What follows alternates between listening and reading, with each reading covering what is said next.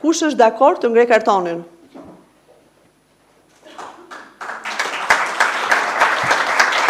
Kush është? Armand Duka u rikonfirmua me vota unanime në kryet e Federatës Shqiptare të Futbollit edhe për një tjetër mandat 4 vjeçar.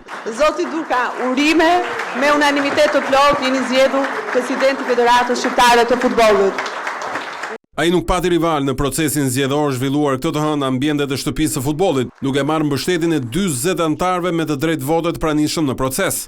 Kësaj, rizgjedhja për herë të shtatë e Dukës në krye të qeverisë së futbollit shqiptar ishte një formalitet. Në falënderimin e rastit para asamblesë, përfaqësuesve të UEFA-s dhe FIFA-s si dhe homologu të Federatës Italiane Gravina, Armand Duka nuk mund mos e konsideronte kualifikimin e mundshëm në botëror të Shqipërisë si objektivin e madh të këtij viti. Ju premtoj që ne do të bëjmë maksimumin që federata jonë dhe loja jonë, futbolli jonë, kampionati, ekipet kombëtare, zhvillimi i infrastrukturës dhe stabiliteti financiar i FSHF-s të jenë në nivelet maksimale në vitet e ardhshme.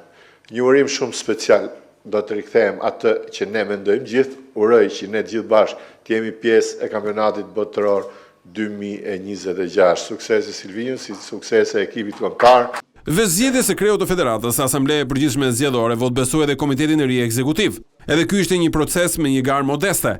Tërheqja e Abdyl Kuriu dhe Arben Dervishajt nga kandidimi bëri që të digjej vetëm një aspirant, Ervin Canullari.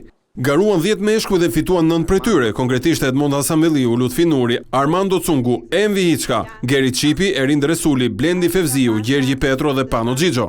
Armand Duka, që e drejton Federatën për vitin 2002, në platformën e tij për FSHF-n e viteve 2026-2030, përmendi si prioritete kryesore miratimin e ligjit të sponsorizimit në futboll, rritjen e pranisë së tifozëve në stadiume, si dhe nevojën për mbështetjen më të madhe institucionale për infrastrukturën sportive.